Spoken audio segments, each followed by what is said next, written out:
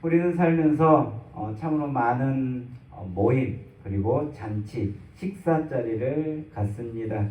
회갑, 칠순, 또 누군가의 생일 잔치, 그리고 결혼식, 또 가정에서 명절 때 식구들과 함께 모여서 먹는 밥상, 그리고 또 우리 교회에서 함께 나누는 식탁 교제까지, 이런 사람과 사람이 만나는 자리, 언제나 음식이 놓이고 또 음식과 함께 우리의 마음이 오가는 그런 자리입니다. 그런데 이 자리는 단순히 음식만 먹는 자리가 아니라 서로의 관계 그리고 서로의 마음이 드러나는 자리이기도 합니다. 그 자리에 누구와 함께 앉느냐, 그리고 어느 자리에 앉느냐, 그리고 누구를 초대하느냐에 따라 우리의 마음 깊숙하게 담겨져 있는 그 속내가 드러나기도 하는 거죠. 겉으로는 웃음과 대화가 오가지만 그 안에는 보이지 않는 미묘한 경쟁 그리고 또한 계산이 숨겨져 있기도 합니다. 예수님 시대의 식사자리 또 잔치자리, 단순한 어떤 밥 먹는 자리가 아니었습니다. 오늘 예수님께서도 떡 드시러 가셨다라고 했는데 그냥 떡 하나 얻어먹기 위해 간 것은 아니고요. 식사 초대 또는 어떤 배품이 있는 그런 자체에 가셨다라는 그런 뜻입니다. 이런 식사 자리는 곧 사회적 신분과 명예를 드러내는 그런 자리가 되었습니다.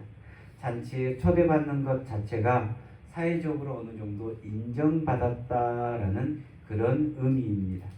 그리고 그 잔치 자리에서 또 식사 자리에서 어느 자리에 앉느냐에 따라 그 사람의 위상, 권세를 알 수 있는 모습이 되는 겁니다. 잔치에는 늘 상석과 말석이 있습니다.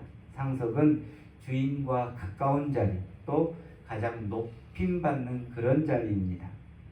사람들은 서로 그 자리에 앉고 싶어 하죠. 앞자리에 앉으면 우선 주인과 친하다, 또 사람들의 시선이 집중되기도 하고 그만큼 자신의 체면이 올라서기도 하기 때문입니다. 또 주인에게도 이 잔치 또는 식사 자리는 중요한 기회의 자리입니다. 그 사람이 누구를 초대했느냐에 따라 자신의 사회적 지위를 드러낼 수 있지요. 우리가 흔히 결혼식 같은 데 가보면 화환이 있습니다. 그러면 사람들이 지나가면서 그 화환을 보면서 누가 보냈네를 알게 되죠. 그래서 높은 사람, 또 사회적 지위가 있는 사람이 보낸 그 화환을 보면 이 집은 그 사람과 어느 정도 연관이 있나라는 그런 생각을 갖습니다. 예수님 시대도 마찬가지입니다. 그래서 자신의 체면을 세우기 위해 또는 보답을 받을 만한 사람을 부르기 위해서 주인은 그 초청 명단을 꼼꼼하게 꾸립니다.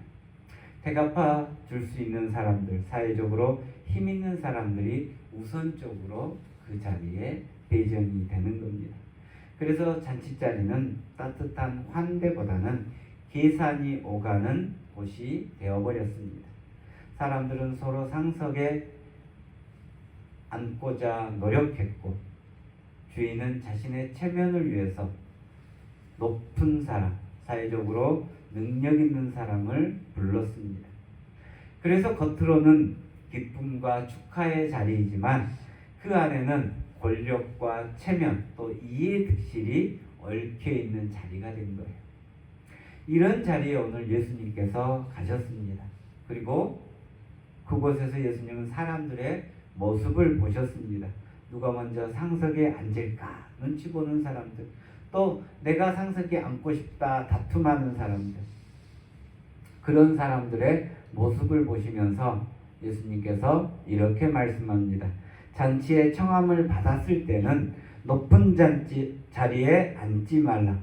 더 높은 사람이 와서 내가 그 자리에서 내려오게 될까 두려워하라. 차라리 낮은 자리에 앉으라 라고 말씀합니다. 사람들의 본능은 늘 높은 자리를 향합니다. 인정받고 싶은 마음, 높아지고 싶은 마음은 누구에게나 있습니다. 잔치뿐만이 아닙니다. 우리가 사는 삶의 모든 순간순간이 이런 상석 경쟁처럼 돌아갈 때가 많습니다. 마을에서도 또는 학교에서도 또 가정에서도 교회 안에서도 누가 더 높은 자리에 앉을까? 누가 더 주목받고 있는가? 이런 보이지 않는 경쟁이 벌어지고 있는 거죠. 그러나 예수님은 오늘 우리에게 말씀합니다. 낮은 자리에 앉으라. 주님의 말씀은 우리에게 체면을 차리라 라는 그런 지혜를 주는 말씀이 아닙니다. 하나님 나라의 질서를 말씀하신 겁니다. 하나님 나라에서는 높아지려면 낮아져야 하고 존귀하게 되려면 먼저 겸손해야 한다라고 말씀한 겁니다. 세상의 질서는 높아진 자는 더 높아지고 힘 있는 자는 더 영광을 받습니다. 그러나 하나님 나라의 질서는 그 반대죠. 낮은 자가 높아지고 겸손한 자가 존귀하게 됩니다. 여러분, 우리는 살아가면서 어디에 앉으려고 하는 걸까요? 사람들의 눈이 닿는 자리, 아니면 아무도 알아주지 않는 그 말석. 주님은 오늘 그렇게 고민하는 우리에게 말씀하시는 겁니다. 낮은 자리에 앉으라. 그리하면 내가 높아지리라. 낮은 자리. 그것은 단순한 겸손하라라는 문제를 넘어섭니다. 주님과 함께하는 자리를 선택하라라는 말씀입니다. 낮은 자리. 주님은 낮은 자리로 오셨습니다. 주님과 함께하려면 우리 또한 낮은 자리로 가야 하는 거지. 주님은 세상에 오셔서 버림받는 자리, 죄인의 자리, 수치와 고통의 자리, 그래서 십자가까지 가신 분이 바로 우리 주님이십니다. 그러나 하나님은 그를 높이셔서 하늘 보좌 우편에 앉히셨다라고 성경은 기록하고 있습니다. 낮아짐이 높아짐으로 십자가가 부활의 영광으로 이어진 것을 우리는 깨달을 수 있는 겁니다. 오늘 주님은 우리에게 여전히 묻습니다. 너는 어디에 앉으려 하느냐? 우리가 기꺼이 낮은 자리, 아무도 주목하지 않는 그 자리를 선택한다면 우리는 주님과 함께 할 수 있습니다. 부활의 영광에 참여할 수 있고 또 하나님 보좌 우편에 앉을 수 있는 겁니다. 여러분, 낮은 자리에 앉는다라는 것은 곧 섬김의 자리입니다. 그리고 사랑의 자리입니다. 남이 가지 않으려 하는 자리, 남이 하지 않는 일을 하는 그 자리, 바로 오늘 우리가 가야 할 그 자리입니다. 그리고 그곳에 바로 주님의 영광이 있는 거죠. 낮은 자리, 주님과 함께하는 자리를 선택하여 주님께서 높여주신 그 은혜, 주님의 영광에 함께 참여하는 여러분 모두가 되기를 주님의 이름으로 축원합니다. 예수님은 또 이렇게 말씀합니다. 내가 점심이나 저녁을 베풀거든 친구나 형제나 친척이나 부유한 이웃을 부르지 말라. 도리어 가난한 자들과 몸을 저는 자들과 맹인들을 청하라 라고 말씀합니다. 이 말씀은 예수님 당시 그때 사람들에게는 충격적인 말씀입니다. 조금 전에서도 잠깐 설명했듯이 잔치는 그저 단순한 친교의 자리가 아닙니다. 철저하게 사회적 규칙과 계산의 논리가 들어있는 자리이기 때문입니다. 내가 초대하면 언젠가 상대도 나를 초대해 주리라 라는 그런 기대가 있고, 누군가를 부른다라는 것은 곧 내 사회적 지위와 체면을 보여주는 일입니다. 예를 들어서 여러분들의 결혼식, 자녀 결혼식에 군수 또는 도지사 국회의원 이런 사람들이 왔다라고 상상을 해보십시오. 그러면 우리도 모르게 자연스럽게 어깨에 힘이 들어갑니다. 내 권위가 아님에도 불구하고 나의 잔치자리에 온 사람 때문에 내 권위가 올라간다. 내 체면이 선다라는 그런 마음이 드는 거죠. 힘 있는 자를 불러야 내 얼굴이 빛나고 부유한 자를 초대해야 우리 집안의 위상이 높아진다라고 생각을 하는 거지. 그렇기 때문에 이 잔치자리는 은혜와 나눔의 자리가 아니라 대갚음 또는 거래의 자리가 되어버렸습니다.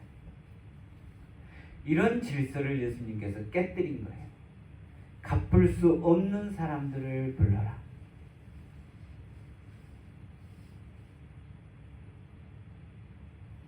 지금도 그렇지만 예수님 당시에 가난한 자, 병든 자 또는 몸이 불편해서 저는 사람들 그리고 앞을 못 보는 시각장애인들은 가장 변두리에 있던 사람들입니다. 그들은 누군가의 잔치에 초대받을 수 없는 존재들이었고 사회적 기여도 할 수 없는 그런 사람들입니다. 그 사람들이 잔치자리에 온다고 해서 내 체면이 올라가는 것도 아니었습니다. 예수님은 바로 그런 사람들을 불러야 한다라고 말씀합니다. 주님의 식탁은 되갚을 수 없는 사람, 그 사람들을 불러야 한다는 거예요. 아무것도 갚을 수 없는 사람. 그들을 위해서 열린 식탁이 바로 주님의 식탁이기 때문입니다. 오늘 주님의 말씀은 우리에게 질문을 던집니다. 너는 누구를 초대하느냐? 우리는 누구와 함께 밥을 먹습니까? 우리는 누구를 집에 부르고 우리는 누구와 함께 동행하며 우리는 누구에게 손을 내밀며 우리는 누구를 환영하며 살아갑니까?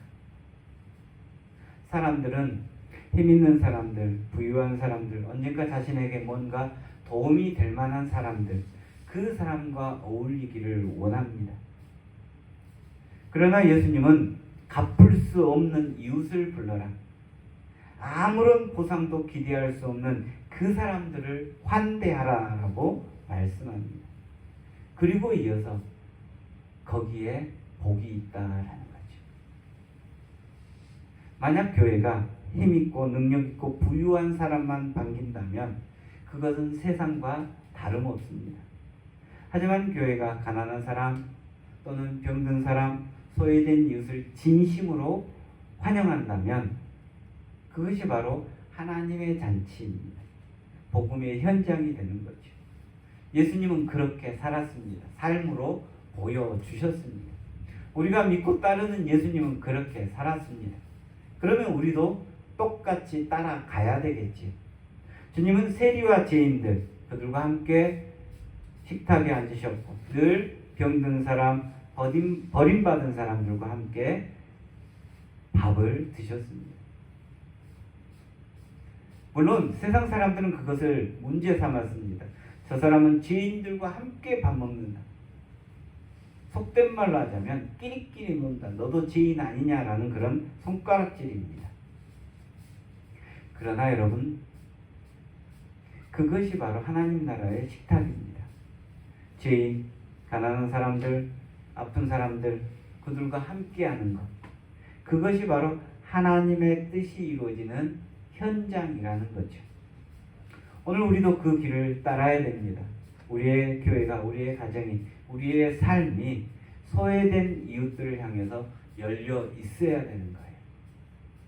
오늘 우리가 내미는 따뜻한 말 한마디, 작은 밥 한 그릇이 하나님 나라의 씨앗이 되는 겁니다.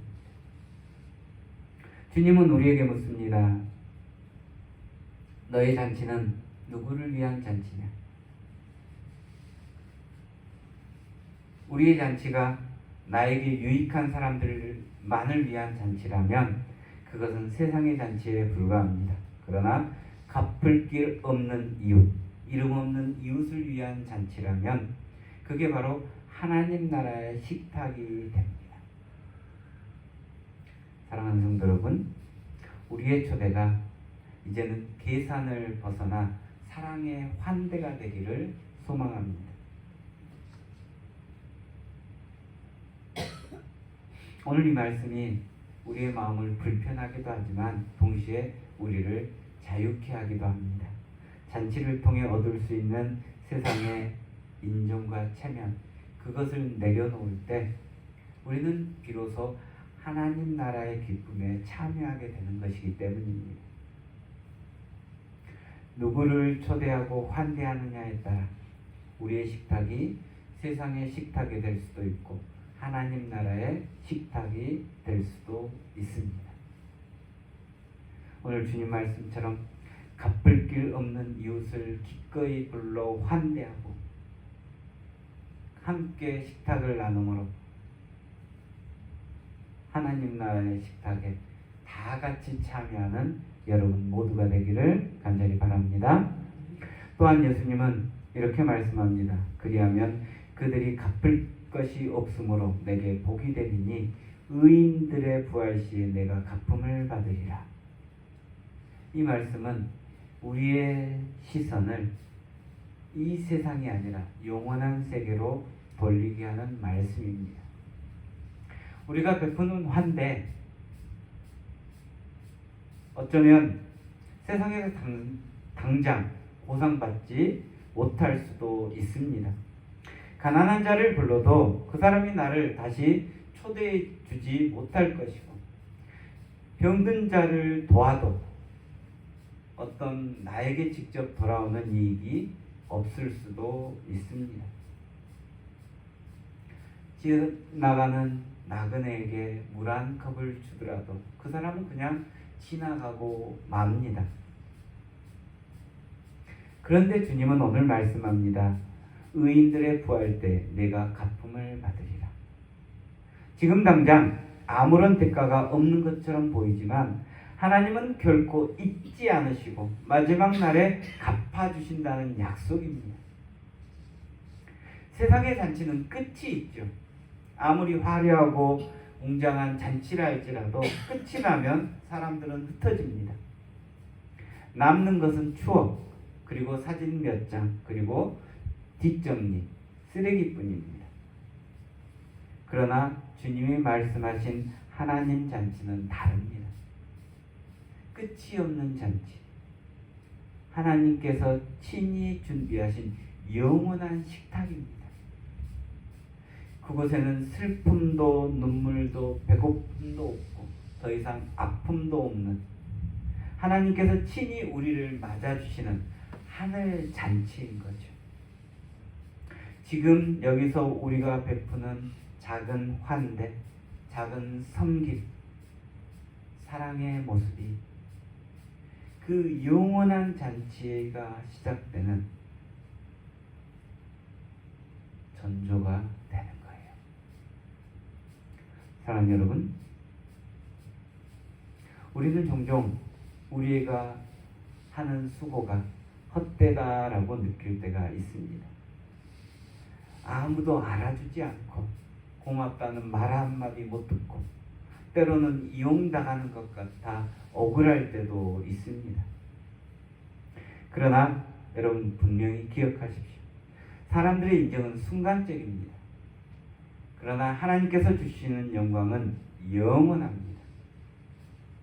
우리가 내민 작은 손길 하나, 우리가 베푼 따뜻한 밥 한 그릇, 우리가 흘린 눈물 섞인 기도가 결코 사라지지 않는 거예요.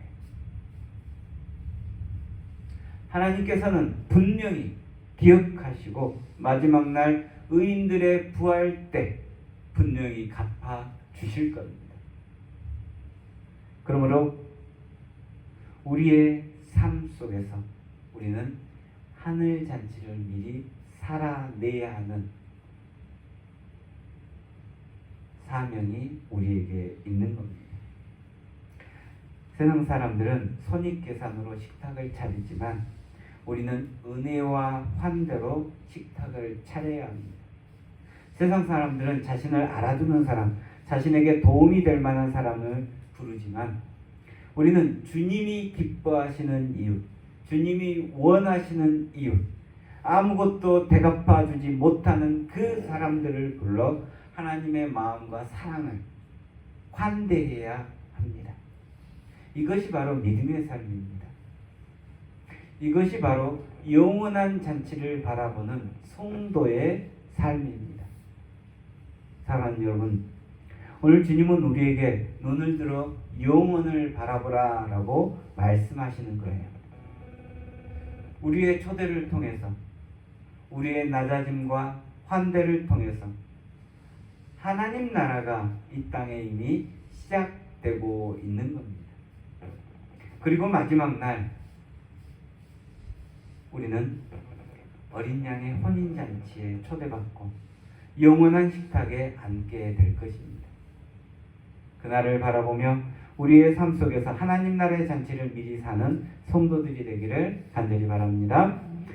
세상은 위로 올라가라 할 때 주님은 우리를 아래로 부르십니다.